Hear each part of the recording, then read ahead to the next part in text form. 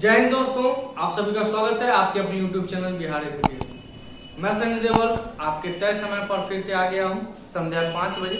जो स्टूडेंट्स अभी तक नहीं जुड़े हैं जुड़ जाएंगे, क्योंकि एक एक क्लास महत्वपूर्ण होता है, एक एक पॉइंट महत्वपूर्ण होता है। बिना एक भी पॉइंट मिस हो गया तो समझना बहुत मुश्किल होगा। चलिए स्टार्ट करते हैं आज का क्लास। हम लोग भर का पार्ट 8 पढ़ रहे हैं, भर पार्ट 8। इससे पहले छोटा मोटा हर क्लास को देख लिया, हर पॉइंट को कवर कर लिया। पिछले 7 क्लास में हम लोग 1-2 क्लास और चलेगा, उसके बाद ये भर कंप्लीट हो जाएगा। ये ऐसा एक भी पॉइंट नहीं है जो हम आपको नहीं पढ़ाए, एक एक पॉइंट इन डिटेल समझा चुके हैं। तो चलिए, जो लोग भी नहीं देखे हैं, लिंक दिया हुआ है नीचे डिस्क्रिप्शन बॉक्स में भी, या जाकर आप कंप्लीट इंग्लिश से बना हुआ है प्लेलिस्ट, वहां से भी देख सकते हैं। आप यूट्यूब पर English by Sunny Deol search कर लीजिए, मेरा क्लास आ जाएगा, या verb by Sunny Deol search करिएगा। याद रखिएगा, स्पेलिंग सही होना चाहिए, DEVEL आना चाहिए, तब मेरा क्लास आएगा। थोड़ा भी गलती होगा इधर उधर चल जाइएगा, बर्बाद हो जाएगा कट समय। चलिए बिना कोई विलंब किए हुए क्लास को स्टार्ट करते हैं। आज हम लोग पढ़ेंगे नॉन फाइनाइट वर्ब। आखिर नॉन फाइनाइट वर्ब होता क्या है? पिछली क्लास तक हम लोगों ने फाइनाइट वर्ब को कवर कर लिया था। फाइनाइट वर्ब को क्या कर लिया था? कवर कर लिया था, जिसमें हम ट्रांजिटिव पढ़े थे और इंट्रांजिटिव पढ़े थे। ट्रांजिटिव वो होता है जिसमें एक ऑब्जेक्ट की आवश्यकता होती है, इंट्रांजिटिव वो होता है जिसमें ऑब्जेक्ट की आवश्यकता नहीं होती। और फाइनाइट अकॉर्डिंग टू सब्जेक्ट चलता है और ये टेंस बताता है। जबकि नॉन फाइनाइट वर्ब, ये जो नॉन फाइनाइट वर्ब है, इसको किसी से मतलब नहीं, इसको किसी से मतलब नहीं होता, इसको मेरे भाई किसी से मतलब नहीं होता, ये याद रखिए। ये अपने आप में सफिशिएंट है, ये ना ही टेंस बताता है और ना ही सब्जेक्ट के अकॉर्डिंग चलता है। ये ना ही टेंस बताता है और ना ही सब्जेक्ट के अकॉर्डिंग चलता है। तो नॉन फाइनाइट वर्ब को बनाया किस लिए गया? जब ना ही आप सब्जेक्ट के अकॉर्डिंग चलिएगा, ना ही टेंस आप बताइएगा, तो आप आए काहे धरती पर? कुछ तो कारण होगा। तो इंग्लिश में बिना कारण के कुछ नहीं होता है। जो कुछ भी हुआ उसके पीछे लॉजिक है, उसके पीछे कारण है। उस लॉजिक को, उस कारण को समझिएगा, वही ज्यादा जरूरी होता है। क्या से समझिएगा? नॉन फाइनाइट वर्ब को इसलिए बनाया गया क्योंकि जब वाक्य में एक से ज्यादा वर्ब दिया हुआ रहे तो उसको कोई दूसरा तरीका से बना सकते हैं। तो यह जनरली जो नॉन फाइनाइट वर्ब होता है, ये नाउन और एडजेक्टिव का काम करता है। या तो नाउन या तो एडजेक्टिव का काम करता है, या तो संज्ञा या विशेषण। इसको इस तरह से समझ सकते हैं, मान के चलिए एक जंगल में कितना राजा हो सकता है, तो कहेगा गुरुदेव एक जंगल में एक ही राजा हो सकता है। अगर हम पूछे कि एक जंगल में कितना शेर हो सकता है, तो कहेगा कि बहुत सारा शेर हो सकता है, 2 हो सकता है, 10 हो सकता है, 20 होता है, तो अनगिनत है। मगर राजा कितना होगा, किंग कितना होगा, तो गुरुदेव एक ही होगा। तो सेम बात वही है, जब वाक्य में एक से ज्यादा वर्ब दे दिया जाए तो क्या सब मेन वर्ब का काम करेगा? नहीं। अगर कोई वाक्य बना है, कोई सेंटेंस बना है, तो उसमें सिर्फ एक ही मेन वर्ब होगा, एक से ज्यादा मेन वर्ब नहीं हो सकता है। एक से ज्यादा मेन वर्ब को आप नहीं लिख सकते हैं। मगर क्या दो वर्ब नहीं हो सकता? 2 वर्ब हो सकता है, मगर मेन वर्ब एक ही होगा। एक को कोई और चीज बना दीजिए, तो आप क्या बना दीजिएगा? वही वर्ब को आप नाउन या एडजेक्टिव बनाते हैं। तो क्या बनाने का कोई प्रोसीजर है? क्या बनाने का कोई तरीका तो है? उसको तरीका क्या है? या तो आप उसको इन्फिनेटिव बना दीजिए, या तो आप उसको जिरंड बना दीजिए, या तो उसको पार्टिसिपल बना दीजिए। यही 3 तरीका। इन्फिनेटिव बनाने का मतलब होता है जब कभी भी वर्ब में आप टू लगा देते हैं। क्या लगा देते हैं? TO2। जब कभी वर्ब में आप टू लगा देते हैं तो यह कहलाता है इन्फिनेटिव, जो काम करता है मेरे भाई नाउन या एडजेक्टिव दोनों की तरह काम करता है। नाउन या एडजेक्टिव। और ये इन्फिनेटिव, जिरंड, पार्टिसिपल अमूमन जनरली नाउन या एडजेक्टिव का 100। देखिए, हर चीज में अपवाद होता है, मगर उस अपवाद को हम नहीं, जहां तक हम पढ़ाएंगे उससे बाहर आपका एग्जाम में नहीं होगा, इस बात की गारंटी। बस इंग्लिश में समझ लीजिए, अपवाद एकाएक वो है, नहीं तो नहीं है। और उस अपवाद पर एग्जामिनर क्वेश्चन भी नहीं पूछना चाहता, क्योंकि इंग्लिश में ऐसी ही इतना ना सिलेबस है कि लड़का वो नहीं पढ़ पाता था, अपवाद देकर था, पागल कर देगा। तो जब कभी भी वर्ब को आपको दूसरा रूप में लिखना हो, दूसरा फॉर्मेट में लिखना हो, तो पहला तरीका यह है कि आप उसमें टू लगा दीजिए। जब 2 प्लस V1 हो तो वो कहलाएगा क्या, इन्फिनेटिव कहलाएगा, इन्फिनेटिव कहलाएगा। उसको भाई मान के चलिए हम किसी को दूसरा पद देंगे, मान के चलिए हम हैं यहाँ पढ़ा रहे हैं तो हम टीचर के पद पर, अगर हम राजनीति में चले गए, अगर हम मंत्री बन गए तो वहां हमको देगा भाई, तो हम शिक्षक भी हैं और वहां पर राजनीतिक भी है। मगर क्या मेरा नाम है, हाँ नाम एक ही है, मगर अवस्था बदल रहा है, यहाँ पर पढ़ाने का मेरा अवस्था, वहां राजनीति करने का मेरा अवस्था है। सेम चीज है, वर्ब वही है मगर वाक्य के अकॉर्डिंग वहां पर मेन वर्ब काम करेगा और यहाँ पर कहीं पर इन्फिनेटिव का काम करेगा, यानी 2 प्लस V1 पहला तरीका। दूसरा तरीका यह है मेरे भाई कि आप वर्ब 1 में आप ing लगा दीजिए, वर्ब 1 में क्या लगा दीजिए, ing लगा दीजिए। जैसे ही आप वर्ब 1 में आप ing लगा देते हैं तो वह जिरंड का काम करता है। जिरंड एक प्रकार का V1 वर्ब का चौथा रूप ही होता है, ing फॉर V का ing फॉर चौथा। मगर जब आप उसको वर्ब की तरह नहीं ट्रीट करते हैं, किसी अन्य तरह से ट्रीट करते हैं तो वो जिरंड यानी नाउन कहला सकता है। तीसरा तरीका क्या हो सकता है, पार्टिसिपल। पार्टिसिपल दो होता है, प्रेजेंट एक पास्ट। प्रेजेंट करने का मतलब वर्ब का चौथा रूप यानी कि V1 प्लस ing, और पास्ट करने का मतलब वर्ब का तीसरा रूप, वर्ब का तीसरा रूप।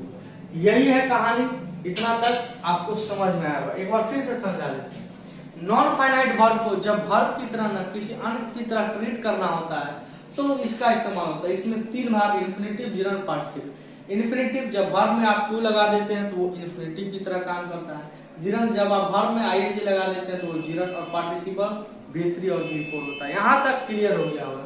अब एग्जाम्पल के माध्यम से समझेंगे, हम 2-3 एग्जाम्पल से ही समझाएंगे। अगर समझना हो तो वही काफी है, वो अन्यथा और उपाय नहीं है, और समझ का फिर आपके पास नहीं है। चलिए देखिए, सबसे पहले इन्फिनेटिव समझते हैं।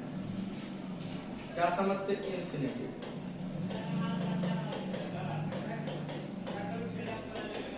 इन्फिनेटिव होता क्या है, तो 2 प्लस V1।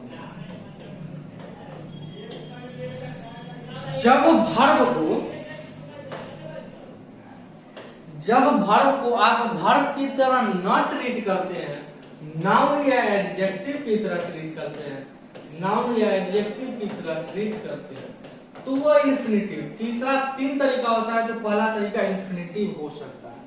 अब इसका इस्तेमाल होता कहाँ है मेनली वो समझते हैं। तो हम कुछ एग्जाम्पल आपके बोर्ड पर लिखते हैं। सबसे पहले वहां से हम समझाएंगे आपको एक एक चीज। कुछ पहले एग्जाम्पल लिख लिया जाए तब समझ में आएगा, क्योंकि बिना एग्जाम्पल के कोई समझ ले।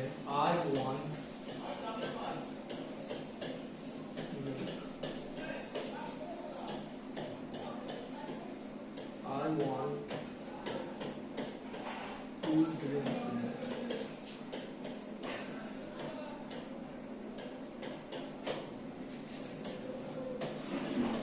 I want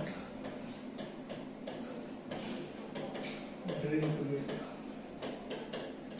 और एग्जाम्पल हम आपके सामने इसीलिए लिखते हैं ताकि आप लोग भी लिखने का प्रयास कर सकें और आप लोग भी साक्षात बनाने का प्रयास करें कि हाँ इस तरीका से भी एग्जाम्पल बनता है। एग्जाम्पल कोई रटने का चीज नहीं होता, उसको बनाने का, उसको समझने का चीज होता है।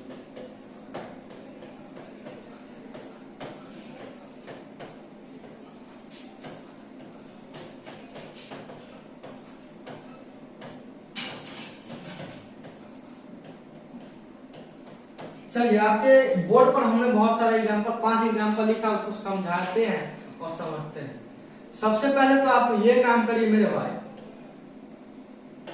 सबसे पहले आप ये काम कर लीजिए कि आप वीडियो को कुछ देर रोकिए, 1 मिनट रोकिए और हमको 5 एग्जाम्पल में से बताइए कि कौन सही है और कौन गलत है। ये 5 एग्जाम्पल में कौन सही है और कौन गलत। वीडियो को रोकिए फिर बताइए। हम लाइव भी नहीं है कि 1 मिनट रुक जाए, हम ऐसे हैं, रिकॉर्डेड क्लास चल रहा है, तो उसमें अब आपका आंसर पता हो गया होगा कि क्या होना चाहिए इसका आंसर। तो आपका पहला एग्जाम्पल सही है, कोई दिक्कत नहीं, दूसरा भी सही है, तीसरा गलत है, चौथा गलत है और 5वां सही है। क्यों? क्योंकि समझाने का प्रयास करते हैं। यही 5 से आपका इन्फिनिटिव का कॉन्सेप्ट क्लियर होगा। अगर समझना होगा तो इतना पर्याप्त है, अगर ना समझना होगा तब तो फिर कुछ किया नहीं जा सकता। तो वो चीज हम देखते हैं कि आखिर है क्या, उसको समझना बहुत जरूरी है। पहला लिखिए आई वांट, हम वांट पर फोकस करते हैं तो ये होता है मेन वर्ब, ठीक है। एक वाक्य में एक मेन वर्ब रहता है, दुनिया का ऐसा कोई भी वाक्य नहीं बना है जिसमें मेन वर्ब ना हो। अगर हेल्पिंग वर्ब होता तो उसको हम मेन वर्ब के रूप में कार्य कर लेते। मिल्क, मिल्क क्या है? दूध है। आई वांट, मुझे दूध चाहिए, ठीक है। मिल्क अपने आप में नाउन है और आई प्रोनाउन, ये सब्जेक्ट ऑब्जेक्ट का काम कर रहा है। यहां तक कोई समस्या अभी तक नहीं, तो ये एग्जाम्पल सही है। दूसरा एग्जाम्पल को समझते, बस हम सिर्फ टू ड्रिंक लगा दिए, अब इसमें से हम कुछ मिटाते हैं, इसमें से कुछ मिटाते हैं। आई वांट ड्रिंक मिल्क, मुझे दूध या मुझे दूध की चाहिए। तो ये वांट भी आपका मेरे भाई मेन वर्ब है और ड्रिंक भी मेन वर्ब है। अब तो समस्या हो गया, अब तो लफड़ा हो गया कि आप किसको मेन वर्ब बनाइएगा, क्योंकि जंगल में शेर एक ही हो, शेर बहुत हो सकता है मगर राजा सिर्फ एक ही होगा। तो ये भी एक जंगल ही है, एक वाक्य एक जंगल ही होता है। इस जंगल में आप दुद्दू को शेर आ गया, दुद्दू को मेन वर्ब आ गया, तो आप किसको रखिएगा? वांट को रखिएगा कि ड्रिंक को रखिएगा? अब समस्या फंस गया और ये एग्जाम्पल भी गलती है, तो इसको सही भी करना है। तो क्या तरीका मेरे पास हो सकता है? तो आपके पास तरीका ये है कि किसी एक को आप नाउन के रूप में दे दीजिए या वर्ब छोड़कर कुछ भी बना दीजिए, वर्ब छोड़कर। तो हमने इस वांट को रहने दिया और यहाँ पर टू ड्रिंक लगा दिया। तो अब टू ड्रिंक लगाने से ये हो गया कि वांट आपका मेन वर्ब का काम करने लगा और टू ड्रिंक इन्फिनिटिव का काम करने लगा, टू ड्रिंक इन्फिनिटिव का काम करने लगा। ये कॉन्सेप्ट है, ये तरीका है समझने का, और यह सबसे बेहतरीन तरीका हम आपको बता रहे हैं, क्योंकि एग्जाम्पल तो आपको क्वेश्चन में तहलका, सॉरी एग्जाम में तहलका मचाना है आपको। यहाँ तो बेसिक से समझिएगा तब ना जड़ आपका मजबूत होगा। जब जड़े कमजोर रहेगा तो ट्रिक क्या काम है? बहुत सारा teacher trick trick trick high trick ये ले लो ये लो, अरे वो तरीका नहीं होता है भाई। सिंपल से बेसिक से समझिए, कभी जीवन में दिक्कत नहीं होगा। तो दो मेन वर्ब था, हमने एक को नाउन के रूप में दे दिया, इन्फिनिटिव बना दिया, तो अब सही है। क्या कर दिया? बस टू जोड़ दिया। अब समझ जाइए 2 और 3 एक ही प्रकार का एग्जाम्पल है। अगर हम बोले कि 3 नंबर एग्जाम्पल क्यों गलती है, क्योंकि ये भी वांट एक मेन वर्ब और ड्रिंक भी मेन वर्ब। अब तो समस्या हो गई, पेच फंसा हुआ कि कैसे समाधान इसका किया जाए। तो समाधान इसका एक ही है, इसमें आप टू जोड़ दीजिए। अब मन में सवाल आ रहा होगा कि सर कहाँ टू जोड़ेंगे, कहाँ आईएनजी लगाएंगे, कहाँ क्या करेंगे, तो उसका भी नहीं जाना। इसीलिए तो अलग से इन्फिनिटिव पढ़ाया जाता है, टीचर्स पढ़ाते हैं, जिरंड पढ़ाते हैं, पार्टिसिपल पढ़ाते हैं। क्यों? आपके समझदारी को विकसित करने के लिए। और जो टीचर ऐसे करके पढ़ाते हैं वो बहुत शानदार ढंग से पढ़ाते हैं। तो यही एक तरीका ही है पढ़ने का। यहाँ तक क्लियर हो गया कि 3 नंबर एग्जाम्पल क्यों गलत था, क्योंकि यहाँ पर 2 मेन वर्ब था, एक को हमने बना दिया नाउन, तो अब ये एग्जाम्पल सही हो गया। 4 नंबर देते हैं, आई do not want drink milk. देखिए वांट भी आ गया, ड्रिंक भी आ गया, डू नॉट। तो मान लीजिए चलिए डू नॉट कौन हेल्पिंग वर्ब तो होता है, हम इसको हेल्पिंग वर्ब रखते हैं। अब वांट भी मेन वर्ब और ड्रिंक भी मेन वर्ब। अब समस्या यहां भी, तो इसके लिए आप क्या करिएगा, थोड़ा सा बड़ा कर देते हैं। इसके लिए क्या करिएगा, वांट और ड्रिंक कोई में से वो बदल कर इसका तरीका बदल देते। तो इसमें हम टू लगा दिए तो अब समझ में आ गया। I do not want to drink milk, मैं दूध पीना नहीं चाहता। अब ये एग्जाम्पल सही है। 5 नंबर एग्जाम्पल क्यों सही था, क्योंकि ये हेल्पिंग वर्ब था, ये मेन वर्ब था और ये इन्फिनिटिव था, इन्फिनिटिव यानी कि 2+। और ये कहां पर आपको काम आएगा वो भी हम बताते हैं। रीडिंग कॉम्प्रिहेंशन, आपके संभवतः हर एग्जाम में पैसेज पूछा जाता है, कॉम्प्रिहेंशन पूछा जाता है, वहां उस लेवल की तैयारी को बूस्ट करने के लिए ये जरूरी है, ताकि हर शब्द को आप समझ सके, कौन सा शब्द नाउन है, कौन सा शब्द प्रोनाउन है, कौन सा शब्द इन्फिनेटिव है, जिरंड है, फ्रेजल वर्ब है, एक एक चीज को हेल्पिंग वर्ब, मेन वर्ब, वहां आप उसको डिवाइड करके समझ सकते हैं। तब जाकर आपका इंग्लिश इतना खतरनाक हो जाएगा जिसकी आपने कल्पना न की होगी, जिसकी आपने कल्पना भी नहीं की। तो इन्फिनेटिव का कॉन्सेप्ट यहाँ समझ में आ गया। कोई भी दिक्कत हो तो कमेंट करिए कि हाँ सर इन्फिनेटिव में अभी भी दिक्कत है। चलिए हम जिरंड को समझते हैं। जिरंड क्या होता है? देखिए जिरंड जनरली वर्ब का फर्स्ट फॉर्म होता है, उसमें आईएनजी लगा। अगर वर्ब में हम उसको वर्ब की तरह न ट्रीट करें, किसी अन्य की तरह ट्रीट करें, तो वही एक तरीका, वही एक कॉन्सेप्ट होता है। सर अब हम पहचानेंगे, इसका बहुत ही आसान तरीका हम बनाए हुए हैं। कैसे, उसको समझा देते हैं। मान के चलिए कोई भी वर्ब वन प्लस आईएनजी, या जिसको आप वर्ब का चौथा रूप करते हैं, वो कब जिरंड है कब वर्ब है, उसको हम गुरुदेव कैसे पहचानेंगे? तो उसका तरीका है कि उससे पहले देखिए, उससे पहले देखना है, उससे पहले देखना है। क्या देखना है?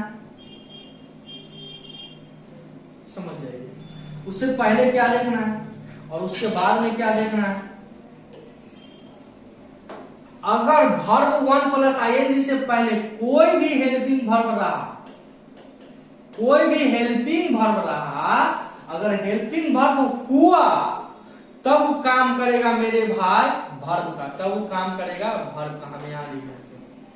अगर हेल्पिंग वर्ब हुआ तो काम करेगा, या इसको इस तरह से वर्ब वन से पहले अगर हेल्पिंग वर्ब हुआ तो वो काम करेगा मेन वर्ब। अगर हेल्पिंग वर्ब न हुआ, हेल्पिंग वर्ब न हुआ तो वो काम करेगा जिरंड। बस इसको सीधा से समझ जाइए। अगर V1 प्लस आईएनजी से पहले कोई भी हेल्पिंग वर्ब, चाहे वो हेल्पिंग वर्ब क्या हो सकता है, बी का फॉर्म हो सकता है, जैसे is am are, was were, ये सब हो सकता है। अगर V1 प्लस आईएनजी से पहले ये सब रहा तो समझ जाइएगा वो काम कर रहा है वर्ब का। अगर इनमें से कुछ नहीं रहा तो काम कर रहा है जिरंड का। इतना आसानी से कोनो शिक्षक आपको नहीं पढ़ाया है, हर पॉइंट क्लियर कर रहा है। अगर वर्ब वन प्लस आईएनजी से पहले हेल्पिंग वर्ब रहा तो काम करेगा वर्ब का, अगर नहीं रहा तो काम करेगा जिरंड का। अब इसको दूसरे माध्यम से, दूसरे एग्जाम्पल से और गहराई को समझते हैं। हम दो तीन एग्जाम्पल आपको लेंगे, कि हमारा में वो काबिलियत है कि हमको महसूस होता है कि हम तो ये आई वॉज ऑलरेडी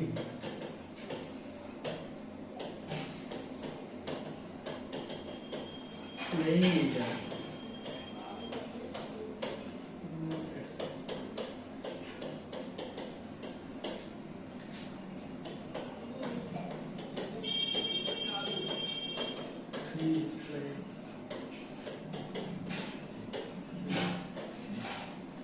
यही तीन एग्जाम्पल में आपको कहानी समझ में आएगा। I was playing, playing is a good exercise, he is playing with me. अब समझिएगा क्या क्या समस्या है। कुछ नहीं, जिरंड है कि वर्ब है, उसको समझाने से पहले सीधा से समझ लीजिए। देखिए प्लेइंग से पहले कुछ है, प्लेइंग से पहले बस जहां आएंगे उससे पहले देखिए कुछ है, is am are was were है, कुछ है, कुछ है। जैसे ही है तो ये प्लेइंग काम कर रहा है मेरा भाई वर्ब का। ये प्लेइंग V1 वर्ब का चौथा रूप का काम कर रहा है। मगर क्या इस प्लेइंग से पहले कुछ है? कहेगा गुरुदेव यहाँ कुछ नहीं, यहाँ कुछ नहीं है। जैसे ही कुछ नहीं है तब तो यहाँ पर काम कर रहा है जिरंड, तब काम कर रहा है जिरंड का। इतना आसान है समझना कि कहाँ जिरंड हुआ, कहाँ वर्ब का चौथा रूप V1 प्लस आएंगे। सीधा सा वर्ब के आईएनजी से पहले देखिए कुछ है, अगर कुछ हुआ तो वर्ब, नहीं हुआ तो जिरंड। जैसे यहाँ पर देख लीजिए प्लेइंग, यहाँ से पहले कुछ है तो ये यहाँ पर काम कर रहा है वर्ब का, यहाँ पर काम कर रहा है वर्ब का।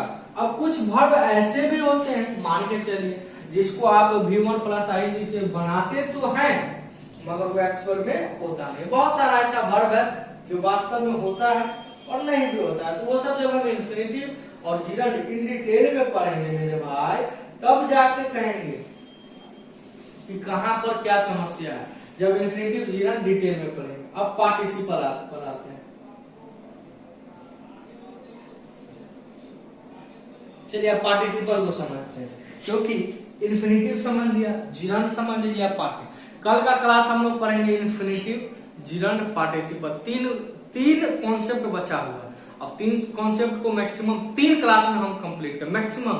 हालांकि पार्टिसिपल को, जिरंड और पार्टिसिपल को हम एक करने का प्रयास करें तो हो सकता है, क्योंकि पार्टिसिपल कोई बड़ा चीज नहीं होता। चलिए हम लिखते हैं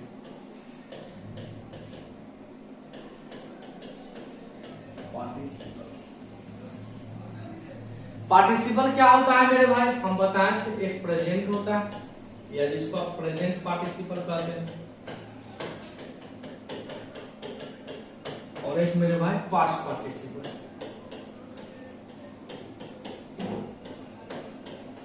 अब ये प्रेजेंट पार्टिसिपल और पास्ट पार्टिसिपल क्या होता है उसको समझिए। प्रेजेंट पार्टिसिपल और पास्ट पार्टिसिपल यह होता है जब कभी आप वर्ब को वर्ब की तरह न ट्रीट करते हैं और उसको कोई और चीज बनाना चाहते हैं, किसी अन्य चीज का रूप देना चाहते हैं, चाहे वो नाम हो गया, एडजेक्टिव हो गया, कुछ भी हो गया, मगर उसको हमको वर्ब नहीं रखना है, तो प्रेजेंट पार्टिसिपल V4 आपका होता है और पास्ट पार्टिसिपल V3 होता है। इसको सिंपल सा एग्जांपल से समझ लीजिए, यहां तक कोई दिक्कत नहीं होगा, समझ गया। प्रेजेंट पार्टिसिपल वर्ब का चौथा रूप होता है, कब, जब वही वर्ब का रूप, जब वो उसके पहले वर्ब का काम कर रहा है तो वर्ब हो गया, अगर नहीं काम कर रहा है तो वो प्रेजेंट हो गया, पास्ट पार्टिसिपल हो गया। जैसे समझा देते हैं, अब broken,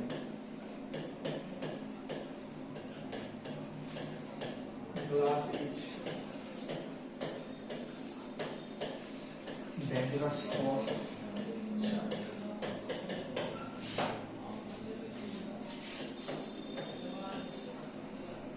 He had broken the He had broken the glass। यहाँ पर दूसरे एग्जाम्पल से समझ लीजिए, ए ब्रोकन ग्लास इज, बस तरीका क्या सर पहचानने का, उससे पहले देखेंगे। वर्ब 3 का भी वही कॉन्सेप्ट है, पार्टिसिपल का भी वही कॉन्सेप्ट है जो जिरंड का, उससे पहले देखिए। यहाँ पर ब्रोकन से पहले देखिए कुछ हेल्पिंग वर्ब है, जैसे ही हेल्पिंग वर्ब तो ये मेन वर्ब की तरह काम, यही ब्रोकन यहाँ पर वर्ब की तरह काम कर रहा है। मगर ये broken glass is dangerous for child, एगो टूटा हुआ ग्लास बच्चे के लिए खतरनाक होता है, तो ये इस ब्रोकन से पहले ए लगा दिया। आर्टिकल हमेशा नाउन के लिए आता है, किसके लिए आता है, जब नाउन के लिए आता है तो ये हो गया एडजेक्टिव, विशेषण। जब ये एडजेक्टिव हुआ तो यहाँ पर काम किया V3 है, पास्ट पार्टिसिपल के तरह काम किया, पास्ट पार्टिसिपल के तरह, बस इसको कह दिए पास्ट पार्टिसिपल। हाय ब्रोकन वर्ब का तीसरा रूप, यहाँ भी वर्ब का तीसरा रूप, क्योंकि हैड के बाद हमेशा वर्ब का तीसरा रूप ही आता है, कोई अन्य रूप आप नहीं दे सकते हैं। सेम ब्रोकन, कहीं भी कोई दिक्कत नहीं है, बस अवस्था बदलने से, जगह बदलने से सेम शब्द, सेम चीज अलग अलग नाम से जानता है। सेम उसी तरीका से आप अच्छे हैं बुरे हैं उससे कोई फर्क नहीं पड़ता है। अगर आपका संगत अच्छा है तो आप अच्छे बन जाते हैं, अगर आपका संगत बुरा है तो आप बुरे बन जाते हैं। जैसे जितना भी नेता सब है, बड़े बड़े लोगों नेता सब के साथ उठता बैठता है, हर नेता सब क्रिमिनल होता है, लीडर क्रिमिनल, अभी का नेता सब क्रिमिनल है, बहुत सारा क्राइम करे हुए हैं, मगर फिर भी अच्छे लोगों पद वाले व्यक्ति के साथ बैठा हुआ है तो वो अच्छा हो जाता है। हम आप एक अगर मार्कर भी किसी का चुरा लेते हैं, वो झाड़ू भी चुरा लेते हैं, तो हम आप किसी चीज से चोर नजर हो जाते हैं। क्यों? क्योंकि वो आपका जो माहौल है वो माहौल उस प्रकार नहीं है जिस प्रकार को आपको होना चाहिए। यही होता है। सेम वर्ब है, यहाँ पर काम कर रहा है main verb, as a verb की तरह काम कर रहा है। सेम वर्ब है, यहाँ पास्ट पार्टिसिपल की तरह का, बस यहाँ पर हो सकता था एक ब्रेकिंग, मान के चलिए यही ब्रेकिंग कर दी। A breaking glass, a breaking news is being created. A breaking news is being created. एक ब्रेकिंग न्यूज हमेशा बनाया जा रहा है, ब्रेकिंग न्यूज होता नहीं है। जितना भी न्यूज चैनल वो सब बनाते हैं, क्या करते हैं, बनाते हैं। तो इसी तरीके से प्रेजेंट पार्टिसिपल और यहाँ पर V1 प्लस आईएनजी रहता तो वो सॉरी पास्ट पार्टिसिपल और ये होता प्रेजेंट पार्टिसिपल। तो आपने नॉन फाइनाइट वर्ब को कंप्लीटली समझ चुके हैं। हमने फाइनाइट नॉन फाइनाइट को भी समझा दी, एक एक पॉइंट समझा दिया, कोई ऐसा पॉइंट नहीं है जो आपके लिए बचा। कल हम लोग इन्फिनिटिव पढ़ेंगे, कल का क्लास इससे बहुत क्वेश्चन बनता है। देखिए इन्फिनिटिव,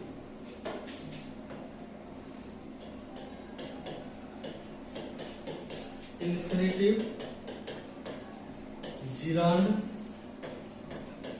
और पार्टिसिपल,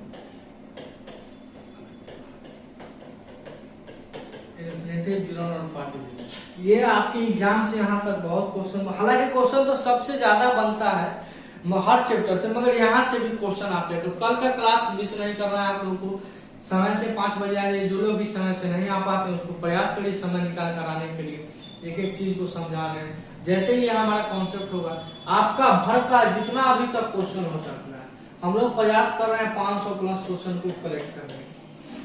हमारी टीम लगी हुई है, भर का क्वेश्चन तैयार हो रहा है। क्वेश्चन जैसे ही ये चैप्टर खत्म होगा, क्वेश्चन का सीरीज लाएंगे, क्योंकि प्रैक्टिस ही सबसे जरूरी। एक एक चीज को जैसे लेवल 1, लेवल 2, टाइप 1, टाइप 2 करके बनाया जा रहा है क्वेश्चन को, ताकि आप जीरो, जो जिसको कुछ नहीं आता वो भी समझ सके और जो हाई एडवांस लेवल वो भी समझ सके। तो चलिए, यहाँ तक क्लास आपको अच्छा लगा, कैसा लगा नहीं लगा आपको कमेंट करके बताइए। मिलते हैं हम लोग नेक्स्ट वीडियो में। अगर लाइक शेयर सब्सक्राइब नहीं कर दिए हैं तो कर दीजिए, सब्सक्राइब तो कर ही लीजिएगा, क्योंकि यही हमारा धन है। आप हमारे गुरु दक्षिणा में सिर्फ सब्सक्राइब दे सकते हो, कुछ नहीं, आशीर्वाद दुआ तो है ही। तो चलिए हम लोग मिलते हैं नेक्स्ट क्लास में, तब तक इस वीडियो को लगातार शेयर करिए।